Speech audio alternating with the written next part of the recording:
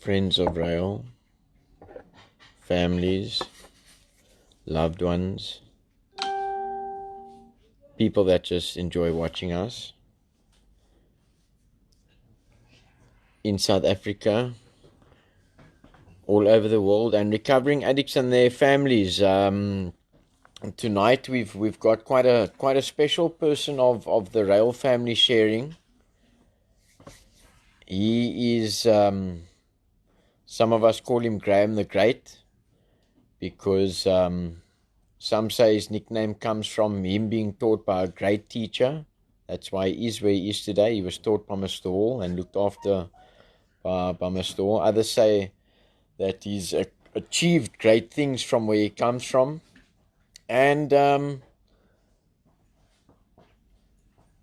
there's another little part to Graeme the Great, is that I think it's his massive amount of gratitude which is Graeme the Great full. So he'll be sharing tonight, and he's sharing a story that I think, sure, that I don't know, I remember Graeme coming in here just short of 5 years ago, and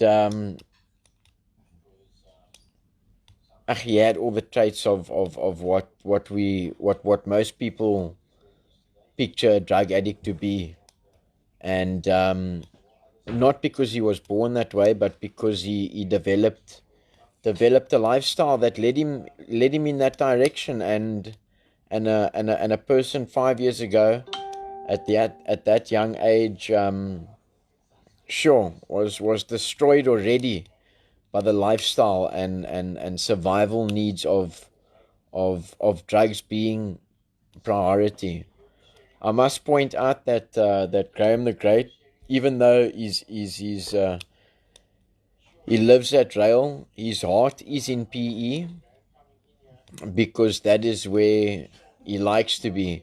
But we all have stories and things like that, and Graeme's at a point where he only speaks about the past, or remembers the past to not go back there.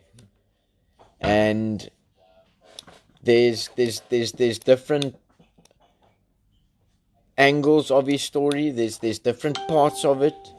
There's struggles that he's been through that he's shared with me, that has genuinely inspired and helped me as well along the way. And just to I think watch a man grow, to as you sit there this evening, try and picture this man coming in here with a baggy jeans hanging under the rear end, a cigarette on the ear. There's already 17 people joined my watch party. Broken from addiction. At his age, the only license he had was a license to push a trolley, and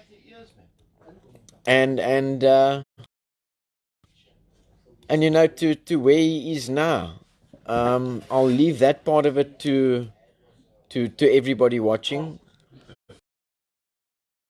It's so lovely to see that there's that the group has grown so much, and we want to thank the people, that all of you guys that have helped us grow it, so that we can reach more people. Because I can bet you now that there is a life, a boy, a person like Graeme was when he came in here. And if this can reach that person that what I believe didn't come in here to stop drugs and to change his life, maybe just for a bit of a break, but has swung it right around, and probably the most growth that I've heard of and seen of in a person in such a short time, with the help and guidance of Mr. Hall and Rael. And most definitely we have to add God in there. That goes with or without saying, that is always the main contributing factor to even God using Mr. Hall as a tool in all of our lives. So message finds you well, and that it can be passed on in any way that you can share it to. Maybe there is a family that knows a young boy like Graeme was when he came in here, and can give them hope. So love you lots, all our people watching, supporters. Okay, I check Richie's watching tonight as well. That's a good thing. That's a good thing, because we come from a family with Richie where we've all learned from each other. We've learned from Richie, we've learned from Graeme, Graeme's learned from Richie. It just goes full circle. And we share our angles of what Mr. Hall teaches us all the time. And that's how we keep growing. That's how we keep growing as human beings. All right, so please share at the end of it. And we appreciate that we've got this extra help from everybody that is watching, that can help us carry the message to get somebody out of the shit that we were in. Love you lots, and I'm really happy to see that you guys are all here. Thank you very much. I'll give it over to Graeme now.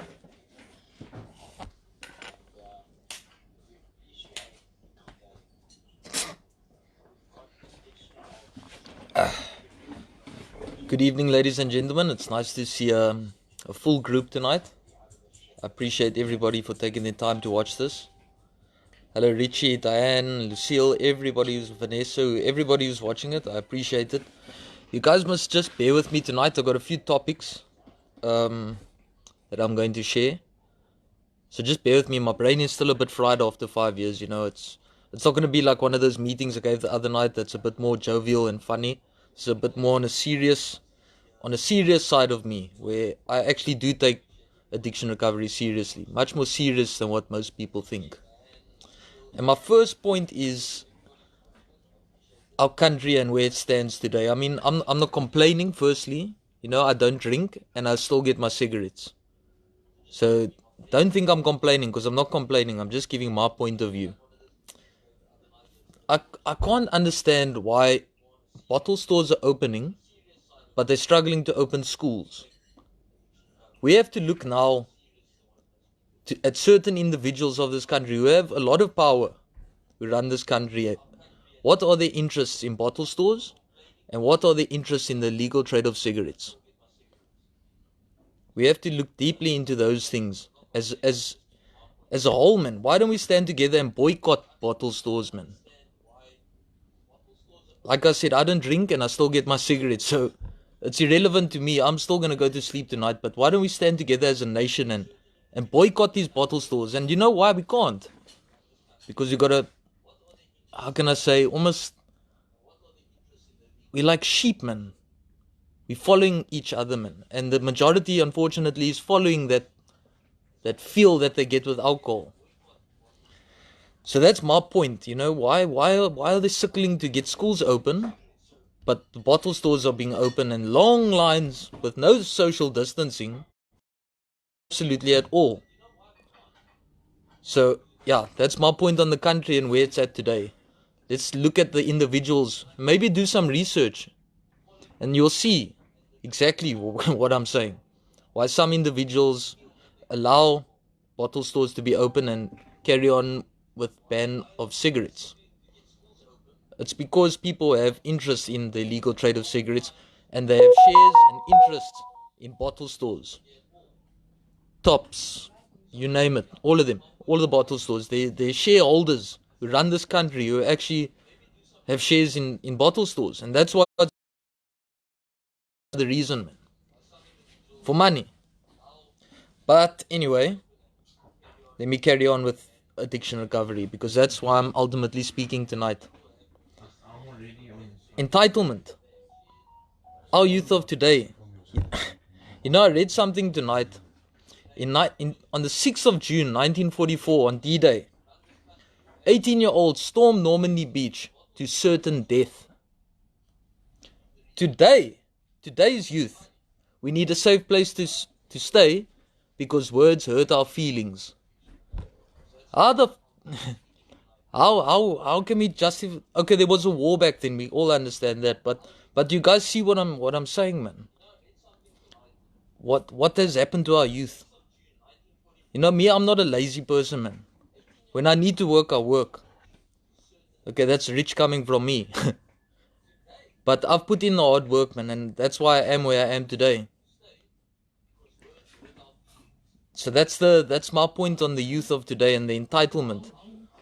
They're very entitled. Even me, when I came into art, was very arrogant and I thought I had the biggest head. I revolved around my shoulders. That's what I thought. That was my second point. The third point is I'm gonna go into the big book a bit. You know, I read out of the big book on a regular basis. And even though I know these things out of my head, I will carry on reading from the big book, man. So, firstly, I'm going to start with how it works, page 58. Like I said, just bear with me here, ladies and gentlemen. Rarely have we seen a person fail who has thoroughly followed our path. Those who do not recover are people who cannot or will not give themselves to this simple program. Now, why don't we want to give ourselves this simple program? It's so simple. It's a daily living. It's simple, man. It's because we prefer living a life where drugs and alcohol are running us. Usually men and women who are constitutionally incapable of being honest with themselves. There are such unfortunates. They are not at fault. They seem to have been born that way. Like we always say, there are such unfortunates. Some people just can't grasp the fact of being honest.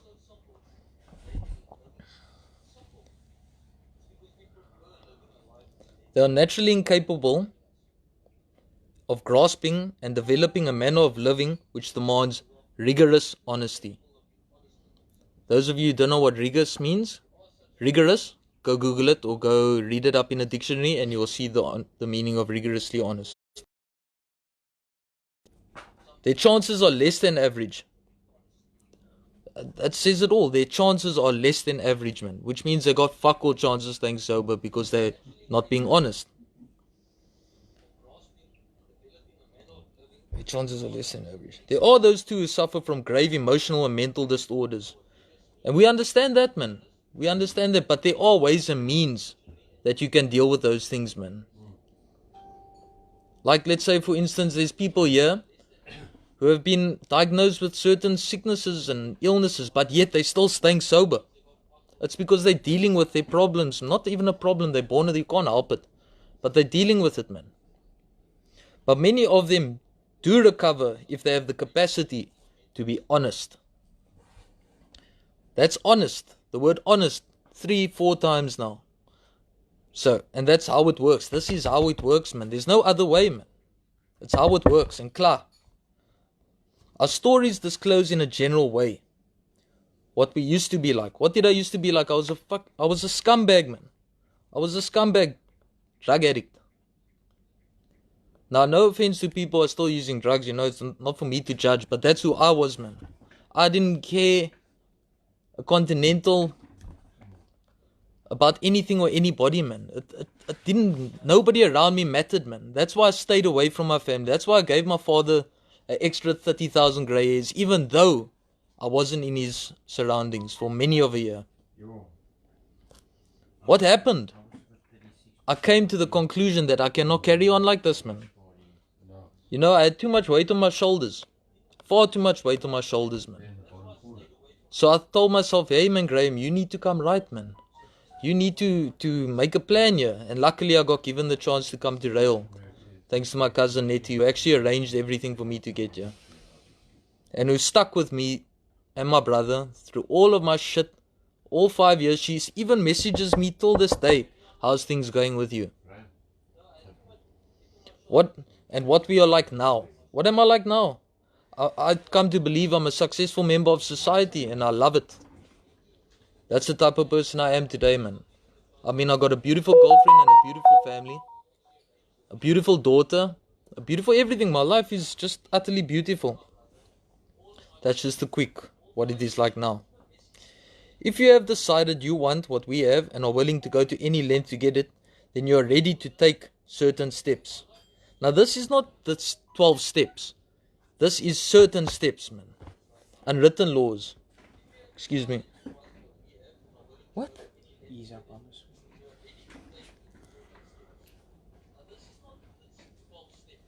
What steps are we willing to take? We're willing to take the steps that change our lives, man.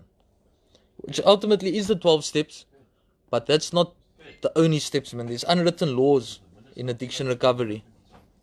And one of them is staying sober for at least 3 years before you...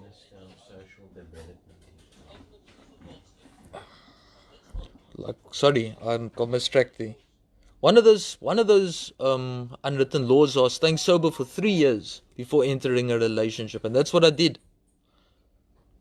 That is what I did. I stayed sober for 3 years before I entered a relationship. Now I'm nearly 5 years sober with a beautiful girlfriend, beautiful child, beautiful everything, like I said. At some of these we balked. We thought we could find an easier, softer way, but we could not. There is no easy and soft way in addiction recovery. Like, there's no grey areas. It's either black or white. Klar, you either want to stay sober or you don't. You can't be half pregnant, man. You're either pregnant or you're not. With all the earnestness at our command, we beg of you to be fearless and thorough from the very start. Those of you who still need to come into addiction recovery, be fearless and thorough from the word go, man. That is what I did. I can only speak from my own experiences, man. And I can speak from other people's experiences that I'm observing. And almost at RAEL, you're almost forced to start off like that. Some of us have tried to hold on to our old ideas, and the result was nil. Until we let go absolutely. You're not going to get any results if you're going to hold on to your old ideas, man. Nothing's going to change. You're going to stay the person you are and were. Remember that we deal with alcohol, drugs, porn, gambling, whatever, whoring, whatever you want to call it. It is cunning, baffling, and powerful. Very cunning, very baffling, and very powerful. Without help, it is too much for us. But there is one who has all power. That one is God. May you find him now. Once I gave my life over to let me say it like this. Once I got out of the passenger seat of my life, once I got out of the driver's seat and I put God in the driver's seat and I sat right next to him in the passenger seat, that is when my life changed, man. No, I'm absolutely no Bible basher also. But I strongly believe that God changed my life, man. And it's only because I put the work in. God's not going to change my life if I sit on my ass and do nothing. You know, I had to put in the work, you know. I had to do a 4-year apprenticeship at Woester Bakwerke, which I'm eternally grateful for. To get that opportunity. To fulfill a bucket list even. Half measures availed us nothing. We stood at the turning point. We asked his protection and care with complete abandon. Who's his, man? There's no his, it's God. I asked God. I only want God's protection and care. I don't want other people's. I don't want that tree outside's protection and care. I want God's protection and care, man. Only. So that's my quick crash course on how it works. I hope you guys enjoyed it. I love reading it. You know, I can read it over and over and over. I'm going to go to another thing which actually lines up with the entitlement of today's youth. It's selfishness, self-centeredness. Listen. Selfishness, self-centeredness, that we think is the root of our troubles, driven by 100 forms of fear, self-delusion, self-seeking, and self-pity. The world owes us nothing. Why must we have people feeling sorry for us? There's many of reasons, you know. There's a reason we're trying to get the key back to the door, trying to get the pat on the shoulder, etc., etc., etc. We step on the toes of our fellows and they retaliate. Sometimes they hurt us seemingly without provocation. But we invariably find that at some time in the past we have made decisions based on self, which later placed us in a position to be hurt.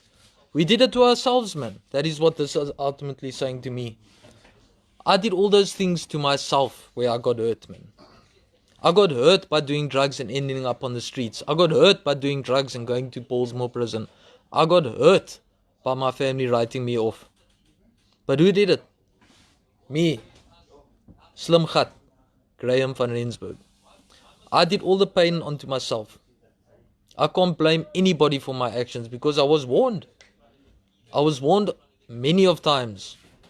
You're going down a road where you're going to regret one day. And Slim gat Graeme says, yeah, okay, whatever. I mean, none of us ever want to listen to our parents, man. We never want to listen to our parents. Ever. Who wants to listen to their parents? They're old school, man. But yet they've been down that road already. They know what they're talking about, man.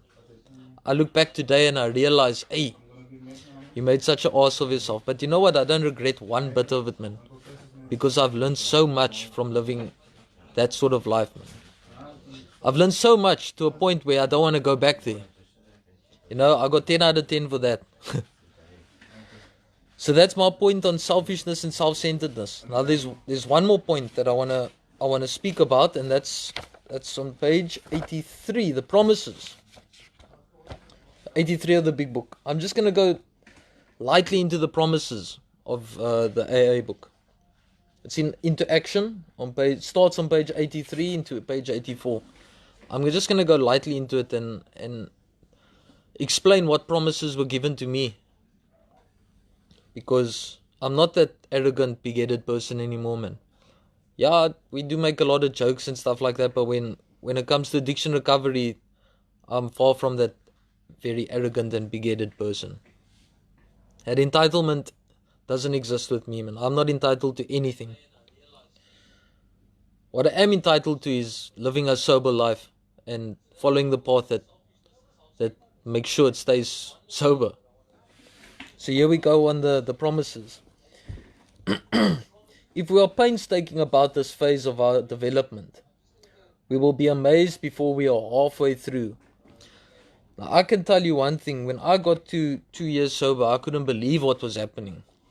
I mean, for my first 9 months, I hit a bit of, let's call it depression on 9 months, where it lasted for a long time, and I couldn't realize what was going on in my head, man. But it just felt like everybody was against me and I wasn't doing anything right, etc., etc., etc.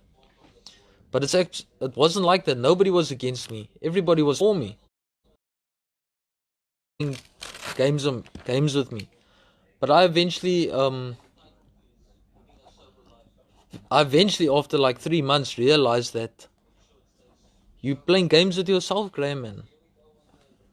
I'm losing that conscious contact with God. Excuse me. And I snapped out of it. One day I snapped out of it and I realized, hey man, Graeme, come, pull yourself towards yourself, man, which I was told in early recovery. Pull yourself again towards yourself and move on with your life, man. We are going to know a new freedom and a new happiness. So yeah, I got that new feeling and that new happiness big time. It was like almost like a wave. You know when you're standing on Musenberg Beach and they say every 7th wave is a big wave. So if you're not counting your waves, that 7th wave is gonna clap you.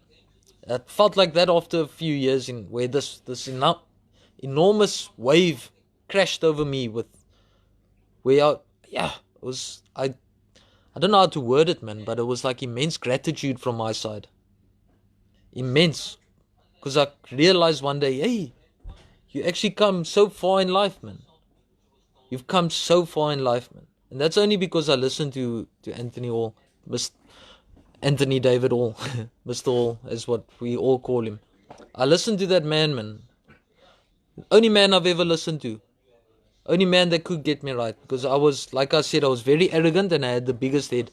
But there's just something about this man that planted a seed in my head, and I don't know, it was like miracle work. Miracle work. And I listened to him and I thought to myself, yeah, I'm actually getting somewhere listening to this man. So I carry on listening to him. Till this day, I still listen to him. We will not regret the past nor wish to shut the door on it. Like I said earlier on, I don't regret anything I did. Absolutely nothing. I don't regret it all, man. Even if I was scratching in bins, like we say, rape, robbing and stealing, I never raped anybody. But I don't regret anything. Let's say I almost enjoyed it, man, because I can look back now on my life and I can learn from those things, man. I can know what the definition means. Swakre. I know what that means, man. Self-inflicted. But I know exactly what that feels like and what it means. Because I've been through it, man. Where you walk holes in your shoes, man. And you got to walk around. That's why you'll never see me with a broken pair of shoes on. Ever. Because that's almost like a... I can't get to the word now, but... It's almost like a reminder for me, man. Where... I don't want to go back to that life of living, man.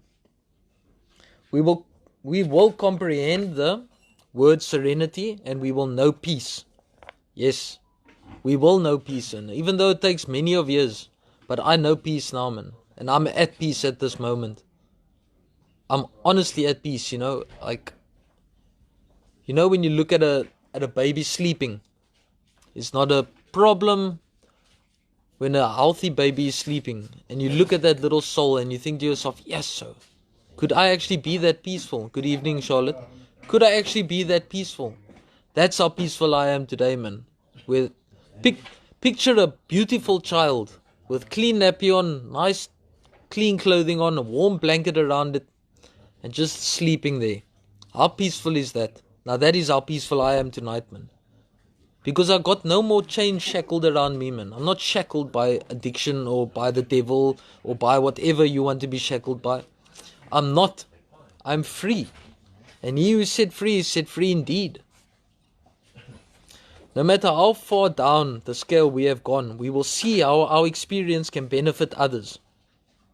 I hope my experience has benefited others, and I hope what I'm saying is benefiting the viewers who are watching and who are going to watch. I hope so. And I'm sure it will, man, because I come from a hard life. Self-inflicted. Everything I've done is self-inflicted. I come from a hard life, man, with a hard knocks. You see all these battle scars. It's from a hard life, man. Knocking my head. That feeling of uselessness and self-pity will disappear. Disappeared long time ago, man. I actually don't want anybody to feel sorry for me. I don't want people to talk about me. I'm quite happy just being by myself, living my life how I'm living it. We will lose interest in selfish things and gain interest in our fellows. That is what I'm doing tonight. This is me gaining interest in the people who are watching and the people around me who are listening. My story can save a life, man. Self-seeking will slip away. Okay, I can't... That self-seeking, that's debatable because we do things to for self. So when I'm doing something, I'm ultimately doing it for myself, man. But selfishly, self-seeking will slip away. To gain, like they say, principles before personality. Our whole attitude and outlook upon life will change. Fear of people and of economic insecurity will leave us. Like I always say, God is very good all the time. I don't short anything in life. Absolutely anything. They can throw me with anything and I'll make a plan, man. And that's only because God is following me and I'm following God, man. Where am I? We will intuitively know how to handle situations which used to baffle us. Yeah, even in recovery, you come across situations where you think to yourself, how am I going to get through this, man? And I can go back to page 58. If you are honest in all your affairs, you'll get through any situation that is baffling you. You just need to be honest. Rigorously honest. we will suddenly realize that God is doing for us what we could not do for ourselves. Let me rephrase it. We will suddenly realize that God is doing for us what we could not do for ourselves. And God is only going to do those things if you climbing out of the driver's seat and putting Him in the driver's seat. That is the only way God is going to help you. Let Him take control of your life, man. The promises, that's the 12 promises. I should leave the rest to you viewers, and you should actually buy the book if you don't have it. And like they say, a big book that is broken is generally owned by somebody who isn't. So that's just a quick crash course. I'm not going to speak long. I think Mr. Hall wants to say a few words, but I hope somebody gets a message out of this. I see a lot of people are viewing at the moment, and I love you all, and I only wish the best for you all. So yeah, thank you, ladies and gentlemen.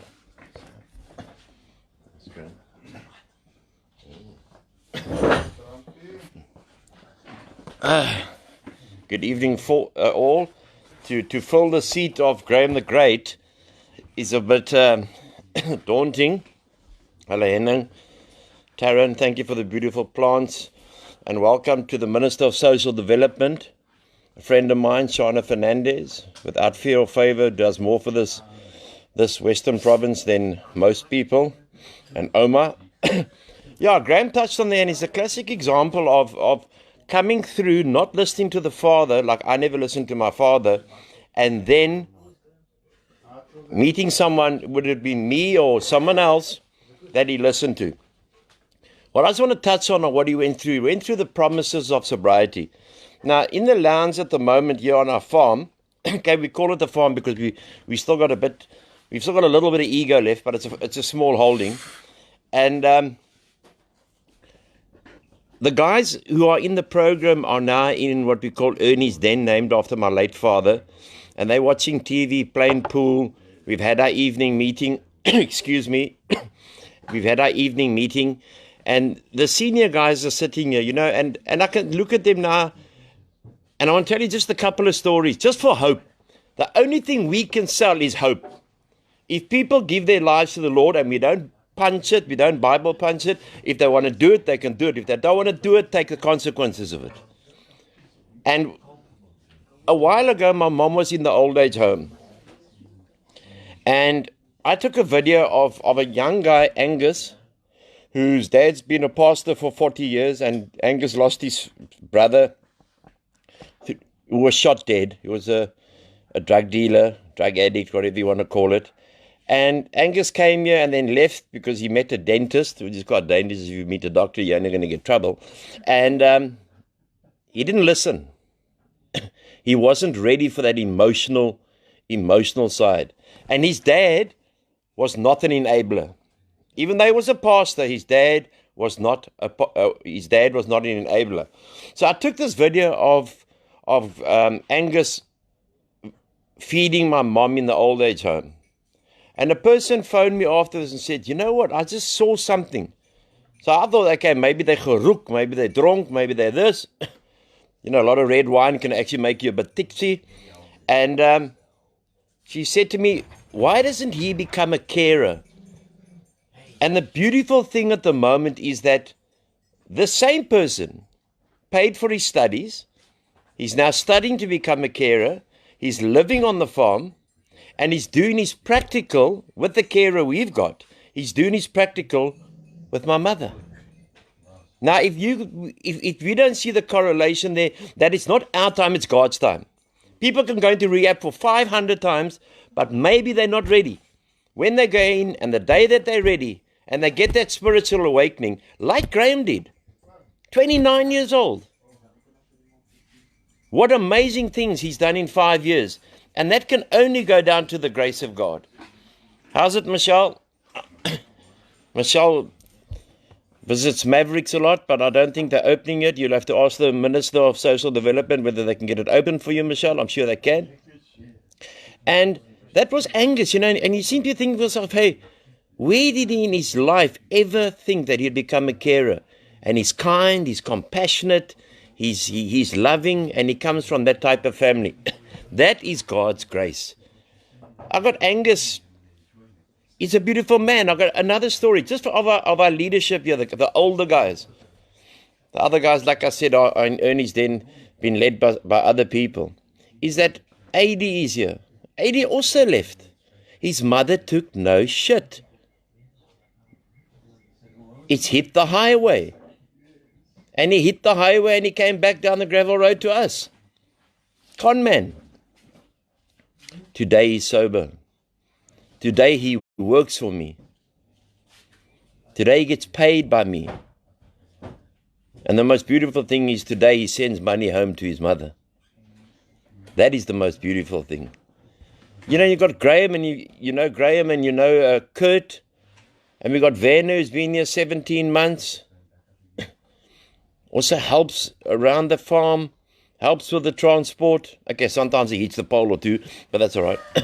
No, but it all adds to it. And then I can think, how blessed am I tonight after coming up 15 years sober? I have never, ever, ever been this blessed. I look at my dogs. I've got 8 dogs.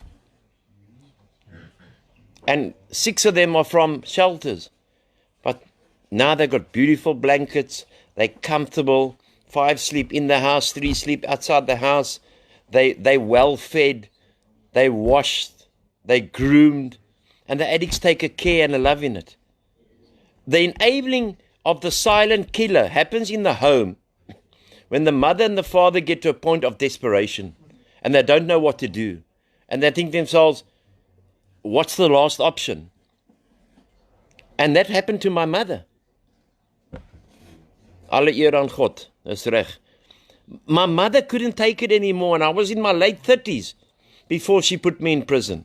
She begged the magistrate to put me in prison because she couldn't take it anymore. And that, ladies and gentlemen, is what is happening in our country today. 98% of the people cannot afford to go into a rehabilitation center. And I'm not knocking government now because, you know, it's no use knocking the ANC because they corrupt. What is happening to our youth? Where is the help for our youth? Where's the help for the people who want to come into recovery, which you've got to get a lot of time people come into recovery, but they're not coming in for the right reasons. If you come for the right reasons, you will find recovery. We are just the servants. We are not nothing else. We are the servants. We are trying to do God's work. We don't always get it right. We don't always act like saints because we're not saints. We don't sit with halos. But we try our ultimate best. That when we send a youngster out after 6 months, 8 months, 9 months, 10 months, that he's got a chance.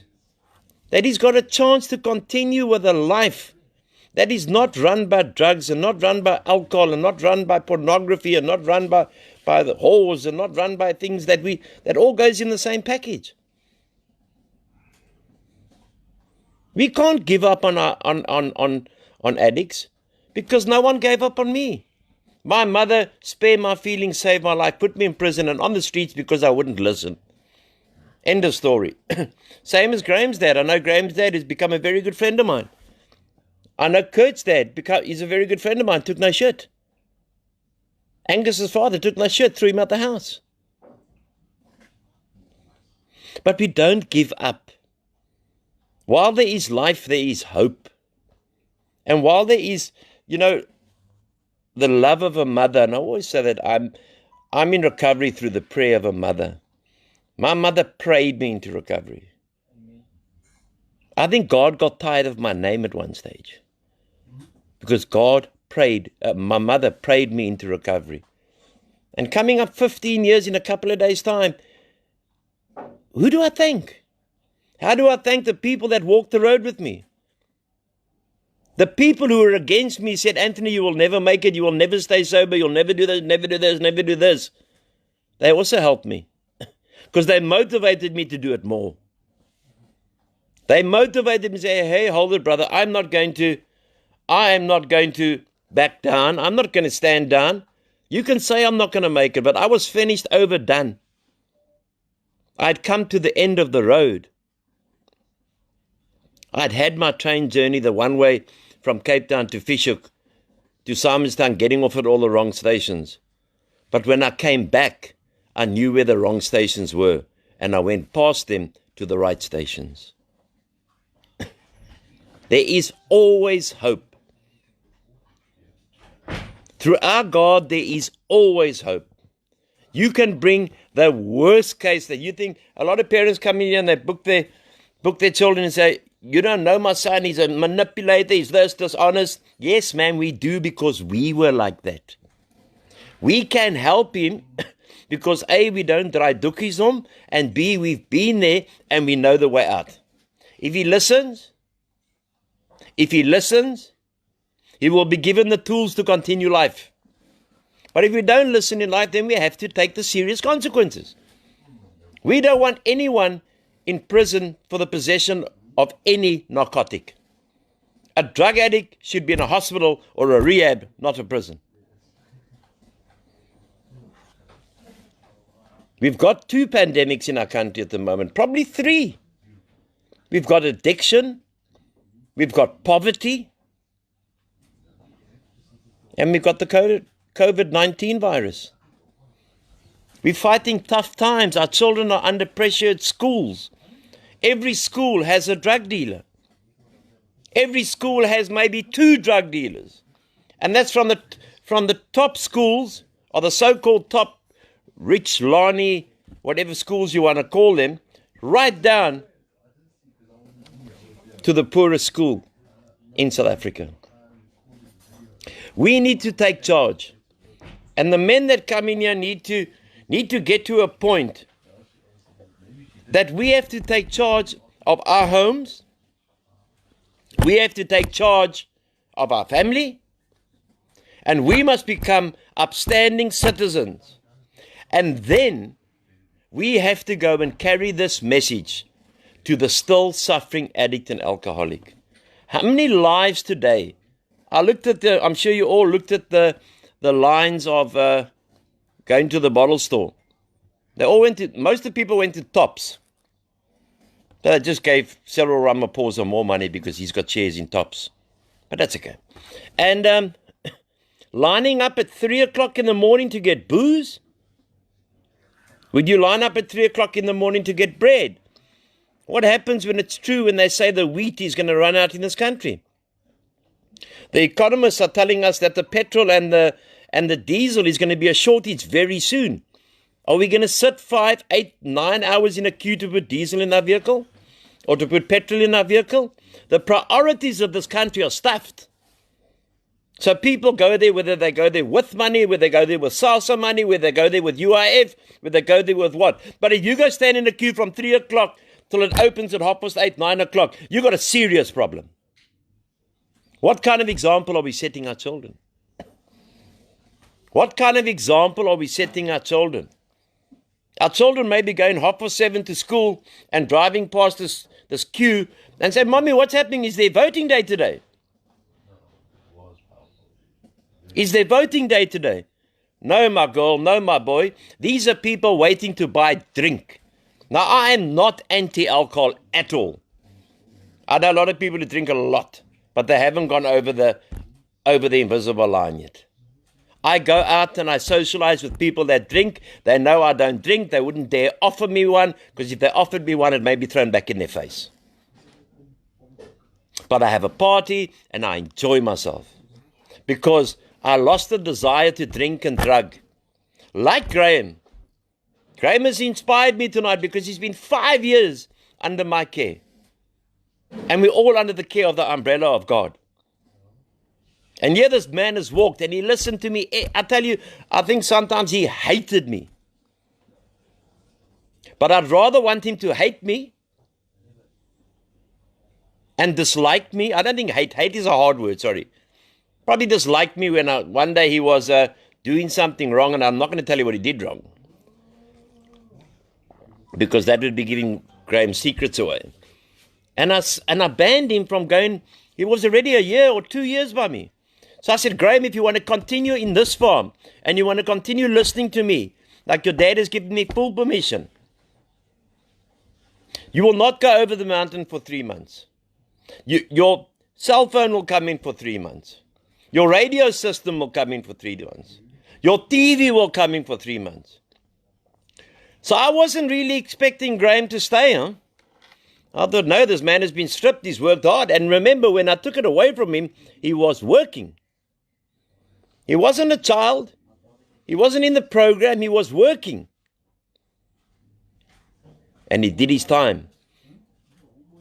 And it's better him doing his time here than doing time somewhere else. And look at him today. Got a little beautiful baba, which I'm so blessed to have. I know it's all about the kroon, but I'm so blessed to be the godfather of the little baba. That is the kind of repayment that touches me. Like Freddie Koss, who named his son after me. Money's irrelevant, actually. We've seen it here with the COVID virus. You can be as rich. You're going to get it, you're going to get it. Huh?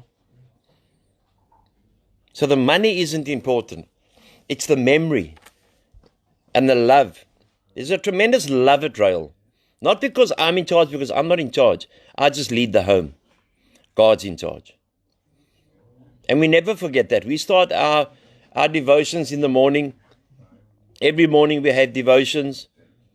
And then we do our bit of work outside. Can't really call it work, but a bit of work. The vegetable gardens.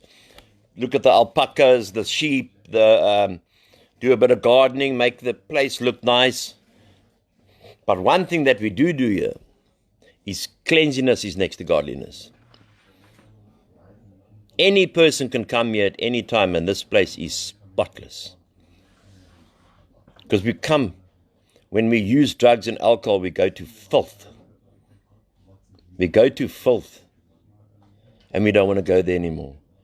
So that is one of the most important things. Carl, is there any answers here in this door? So just in closing, I'm not going to keep you long. It's lovely to see how this group is growing. And I want the mothers to speak. Michelle, I was only joking about Michelle and Mavericks because that's a long-standing joke. But I will take her there one day. I went there once. I was drunk. And many moons ago, 15 years ago, I took some Mauritian people there. And ever since then, it's been a joke. Sorry, I'm smoking Chesterfield Light. And the wonderful thing about seeing people grow, and that's why I spoke tonight, because I was lying on the couch watching TV, what's happening in America, I was listening to Graeme and I thought, wow, what a way we've come. What a way we have walked. And he's like a son to me, like most of them are. Because we want to live happily. We want to live sober. We want our parents in our lives.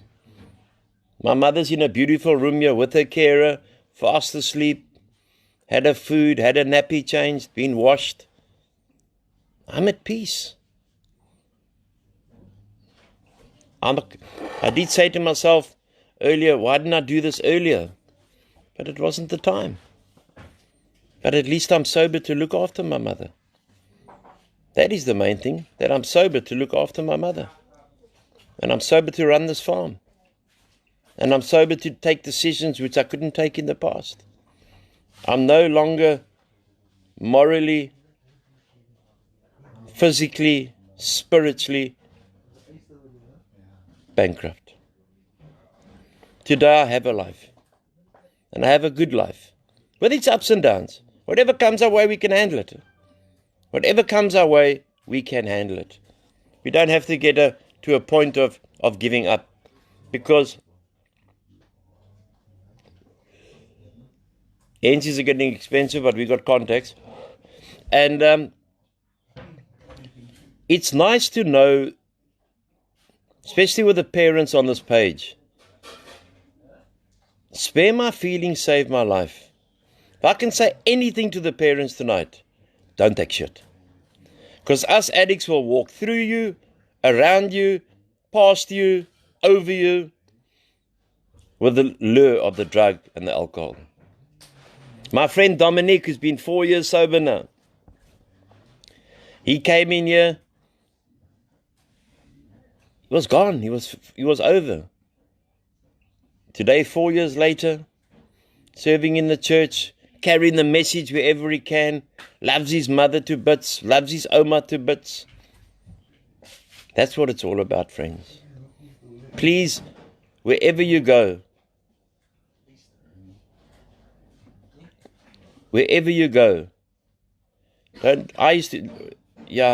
will tell you this. I used to walk around and see homeless people on park benches and say, hey, look at that loser.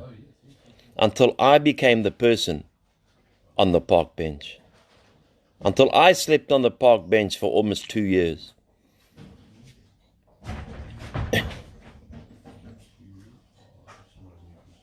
Can the same principles that apply to sobriety help with quitting smoking? Dead day, absolutely. If the desire is there to stop smoking, you will stop smoking. The 12 steps can apply to anything. The 12 steps can apply to losing weight or your whole life. Because in the 12 steps, only the first step mentions our addiction or what we're addicted to, our drug or our alcohol. The next 11 steps, that shows us what life is all about. Because it's not just anyone can put down the drug and the alcohol. That's easy. But to stay stopped. Once we can stay stopped, then we can live by going to meetings, having a sponsor, and having people that... I will just give you the 12 steps quickly. Because someone has asked here, 2 people have asked, and I'm going to give it. I think I need glasses, but... Okay. We admitted we were powerless over something. So now, so let's take it, because we want to educate each other. There's different ways of doing the 12 steps. No one's the guru. But if you've been down this road and you've been around this world, you know what we're talking about when it comes to addiction. If an addict or alcoholic is forced to stop, they won't stop. They must get to the point. If you send a person to a rehab because you are sick and tired and you want this and want that, it's not going to work. Unless they've got the desire to stop, they will stop. Otherwise, they will never stop. They must have the desire inside of them to want to stop. So we admitted we were powerless, let's say smoking. But on the second part of that first step, it says, it made my life unmanageable. Now, it can make your life unmanageable if you go in the medical sense. Obviously, when you go to a doctor, the first thing they say to you, do you smoke? Yes, okay, you must stop smoking. Well, they're putting pethidine in their arms. We came to believe that a power, this is the second step, we came to believe that a power greater than ourselves could restore us to sanity. That's the second step of the 12 steps. Number 3, we made a decision to turn our will over to the lives and our will and our lives over to the care of God. So God becomes in charge. God, take this away from me. I think alcohol, it's 20 odd days or 20 days. Hey, you can make it, huh? Number 4, we made a searching and fearless moral inventory of ourselves. What is wrong with me? Why can't I? Why can't I stop drugs? Why did I use drugs? Why can't I stop alcohol? Why did I use alcohol? The first step, we admitted to God, to ourselves, and to another human being the exact nature of our wrong. There's a tendency in this world for people over 60, 70 who've never been alcoholics to become alcoholics. It's massive around the world. Because they lose their loved one, they lose their partner, and they find solace in the bottle. Step number 6, we're ready to have God remove these defects of character. We've all got defects of character. Honesty, jealousy, pride, etc., etc., etc. You may feel, I'm stressed out, so I have to smoke. Number 7, we humbly ask God to remove our shortcomings. God, remove the cigarettes from me, please. God, remove the alcohol from me. Remove the drugs from me. Remove the dishonesty from me. Remove the etc., etc., etc., the manipulation. Because remember, we are the master manipulators of the situation. Number 8, wouldn't really make amends. It's about making amends. So we made direct amends and we made amends in 8 and 9. But I don't think you'd make amends in the smoking side of it. But that is fine, because you can always say to your loved one, I'm sorry I smoked all these years and I wasted all your money, etc., etc., etc. Number 10, we continue to take personal inventory, and when we were wrong, we promptly admitted it. So if you give up smoking and you've got that desire to give up smoking, but you go around the corner and you take an ANC, you're right. Number 11, we sought through prayer and meditation to improve our contact with God, as we understood Him, praying only for His knowledge and the power to carry that out. And then the step 12 is, having had a spiritual awakening as a result of these steps, we try to carry this message to the still suffering alcoholic, addict, smoker, etc., etc., etc. It doesn't matter what we're on or what we were on. It matters how our life is going to be. This needs to be, people think you can go into rehab for 3 weeks for 80,000 Rand and you're going to come out and you're going to be fine. That's the biggest myth. Oh, this thing is dead, huh? That's the biggest myth, because it takes a long time. It takes a long time because we have to work through ourselves. We have to work through our issues. We have to work through what made us become like that. Why did we do it? Now, I'm a big believer is that when we first come into recovery, or when we first used alcohol or drugs, we had a choice, but we didn't really have it wasn't heavy, because we didn't know what was going to be the end result. But once we've been in recovery, or we stopped and we hear the stories of where drugs and alcohol took people, then I've got a choice. And if I choose then to use, then I must choose the consequences. I can't say I really had that. I had that choice to say no in the beginning, but we're young. We think, okay, we had a party, let's take one. But we didn't know we were going to be taken down the road. We didn't know that we were going to get to a point where it became our master. Where addiction, or the bottle, or the tuck, or the heroin, or whatever, became our masters. Lastly, to the parents as well, again. That's true, Hennon. You're not the enemy, Hennon. I feel for the parents like I feel for my mother and I felt for my dad. Your son and daughter, if they are using, still loves you. Because that son and daughter using is not your son and daughter. Drugs change us completely. Alcohol changes us completely. But their love always stays there. And I see it in the people that come into this place. Because the first thing they ask when the fog, have you heard from my mom, Mr. Hall? How's my mom doing, Mr. Hall? The same mother they wouldn't spend time with. The same mother they wouldn't want to go out with. Because the friends were too important. The friends were very important. Don't give up hope, parents. Keep vigilant.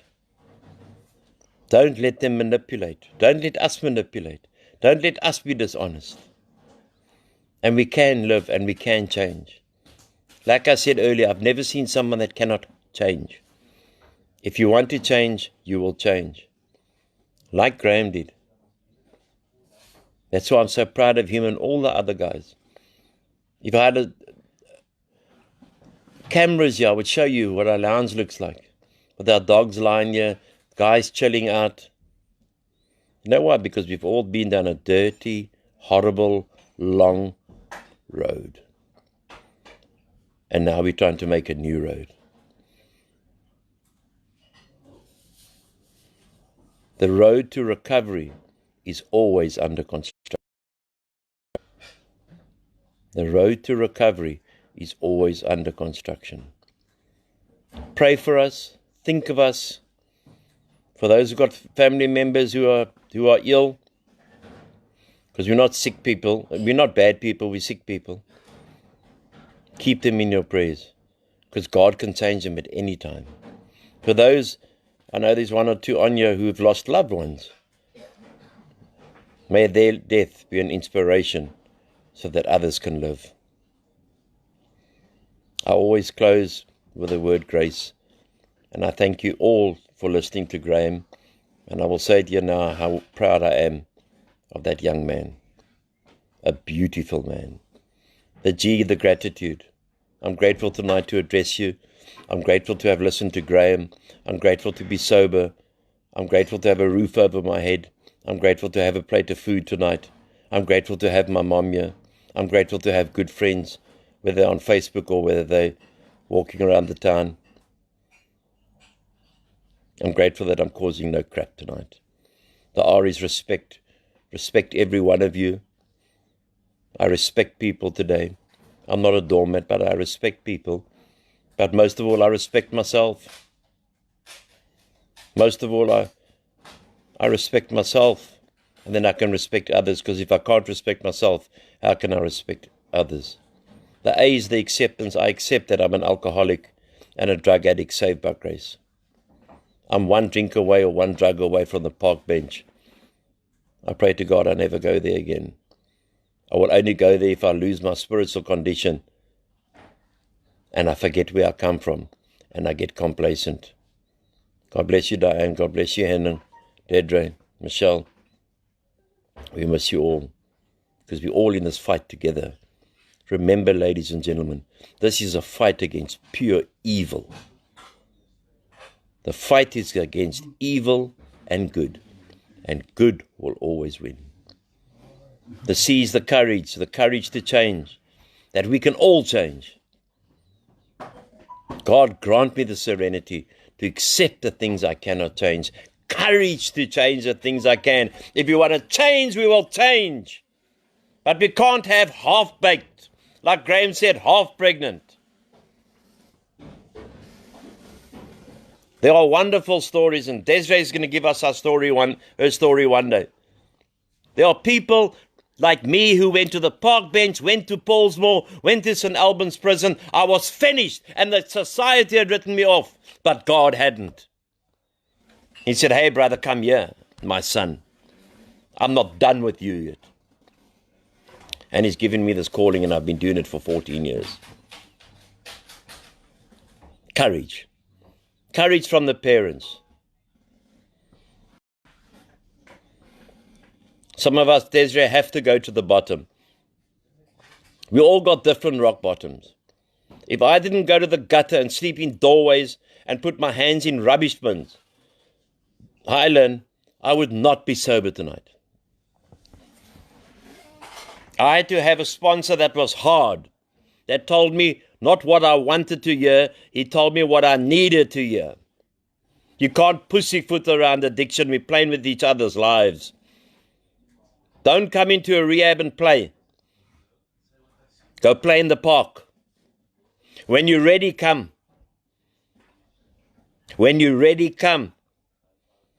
Cannot force a man or woman to want to change. You can only pray for change. That's all you can do. The empathy for the still suffering addict, alcoholic mother and father, loved ones, brother and sister, who have put up with our shit for all these years. They sometimes get forgotten. They sometimes just becomes the person that pays. They sometimes just become the safety net. But they're not. As Lynn will tell you, she was also hard on Richie. Tough love. And he came broken in here. And after a year or 2 years that he was here, he regained his Springbok colours in wrestling. Don't tell me anything's not possible. Everything is possible. Philippians 4 verse 13 says that, and I don't normally quote Bible, but I just felt in my spirit I will quote this tonight. I can do all things through Christ Jesus that strengthens me. All things. I can find my recovery. I can do my step work. I can do my spirituality. I can trust God. I can clean house. I can carry the message to the still suffering addict and alcoholic. I've been very blessed to be all around this world to give talks. So the pain became a gain. My mess in life became my message. And my test became my testimony. I will never ever give up on any man or woman who wants to stay sober. Ever. Because I was dead, but they hadn't buried me. God bless you. Sleep well. Have a wonderful day tomorrow. Stay away from the queues of the bottle store. Because the bottle store is going to be open. And love one another as we love you. And tune in tomorrow night, because tomorrow night we'll have someone else. And I just want to say to Graeme, well done. Well done, young man, at 5 years sober, to give such a beautiful talk tonight. You make me, and you make the fellow people at RAEL, and you make the people who know you very proud. God bless you. God keep you until we meet again.